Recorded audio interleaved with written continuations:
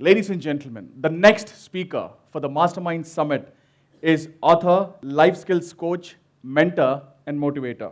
Navigating Corporate Seas, a book for professionals at every level. Rookie for CEO, life skills and public speaking coach, communications catalyst, charter member Professional Speakers Association of India, and former district governor, India and Sri Lanka Toastmasters International. Formerly visiting faculty for marketing and entrepreneurship at various management schools, resource person at Madras Management Association and other professional bodies. Empaneled ICICI trainer, judge for over 10 years for the Speak Your Way to Japan elocution contest with colleges from all over Tamil Nadu. Faculty for Lions Clubs International, training for the trainers, and much, much more. Put your hands together and help me welcome Neena John.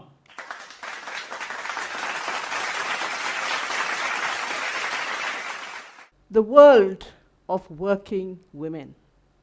It's a reality. We see women on trains, on buses, in different offices, in all kinds of places, and we think, oh, what a wonderful life. They go to the office, they earn a fat salary, they can use that money for themselves, can buy. You know, in the early days when women started working, their salaries were referred to as lipstick money. It's always taken for granted that it is the man of the house who's the breadwinner. It's the man of the house who brings in the actual money. But is that really true? Think about it. Today, especially after COVID, organizations have found the great resignation, which applies whether you are in Sydney or Cincinnati, New Delhi or New York, Shanghai or Shillong, the conditions are the same.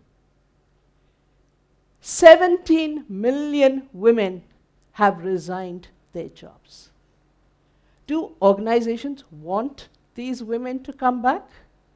Do these women want to come back into the workforce? Let's think about all these things.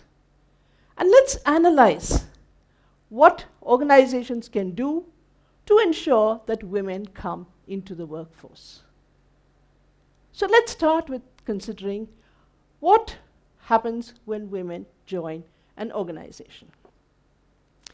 This is usually from the ages of 25 to 35. The young lady has finished her technical or professional education. She's entered into the organization. This is the time when she is building up her career. She's building up her family. This may also be the time that she gets married. And for women, there is this great big gap. Life before marriage and life after marriage. What happens? 25 to 35 years old, the children start coming along. And the young lady discovers that the handsome dude who took her cruising on midnight across the beaches or sat up all night watching cricket matches, Super Bowls, watching movies together, romantic Valentine's Day dinners, cannot hear a baby sleep and wake up in the next bed. The dude who stands with the salesman when he is explaining what the washing machine is and how it works will go into the intricacies of the washing machine cycle, what is the water required, revolutions per minute. But at home, he doesn't know how to turn the washing machine on or off to wash the clothes every day. What about cooking? Again, cooking is a woman's job. Unless, of course, the gentleman is a chef and has done this as a passion.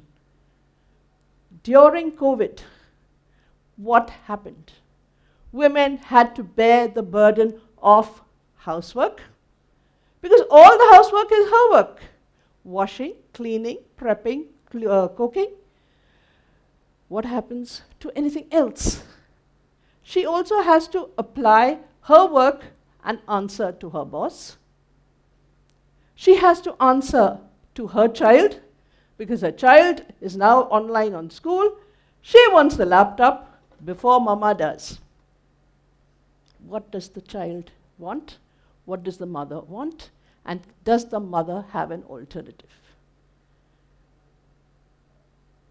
This is the reality of COVID. And one more thing that COVID has done. It has clearly demarcated another fact of family life. It was Leo Tolstoy who said, all happy families are alike, but each unhappy family is unhappy in its own way. And every family has a different problem. One may have aged parents, one may have a bedridden relative, one may have a special child with special needs. To look after that child itself, the mother has to work. So what happens? The strains on the family are evident. And you will find that during this COVID and lockdown time, so many families have either split or bonded together forever. So this is what happens. Women are saying, no, I cannot do all this. I need help. So where does the organization come in?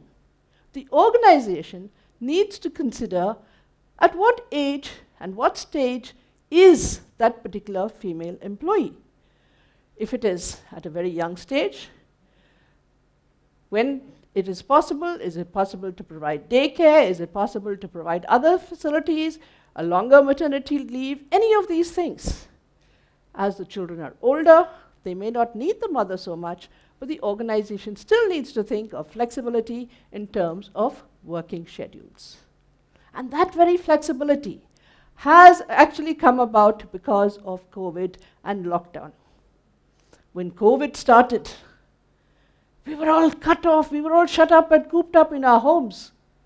But in the middle of all this doom and gloom came Zoom.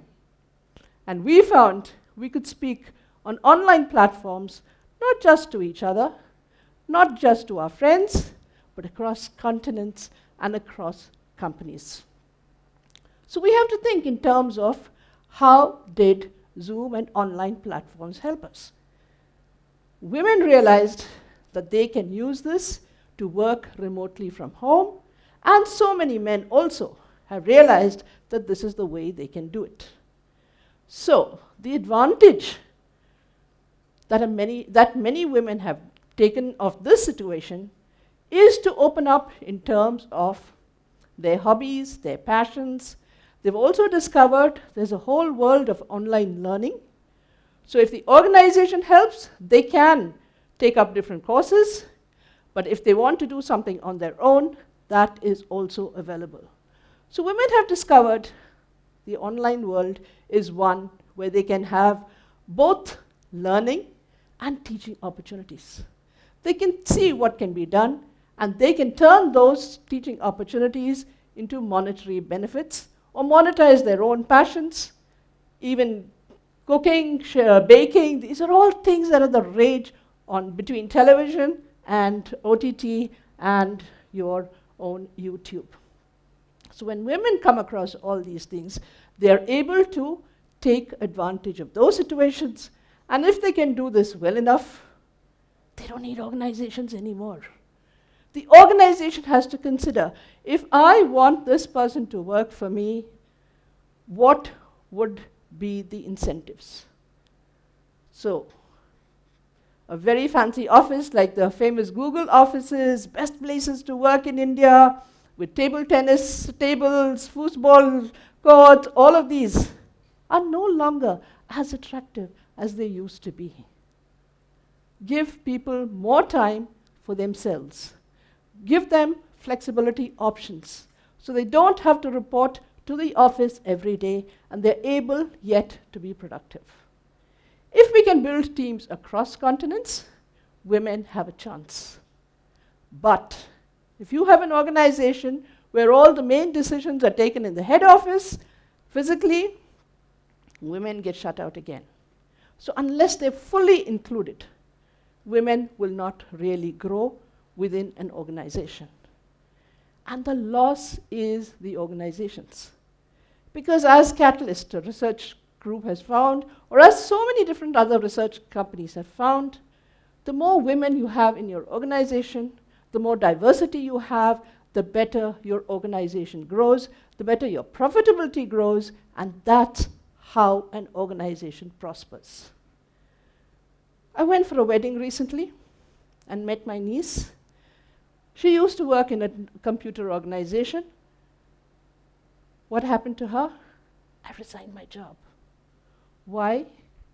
To look after the kids. Now that the kids are grown up, I'm sitting at home doing nothing.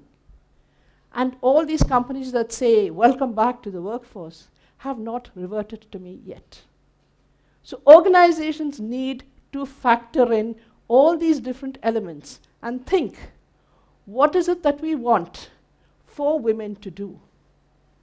In the COVID situation, and as I was saying, life before marriage and life after marriage.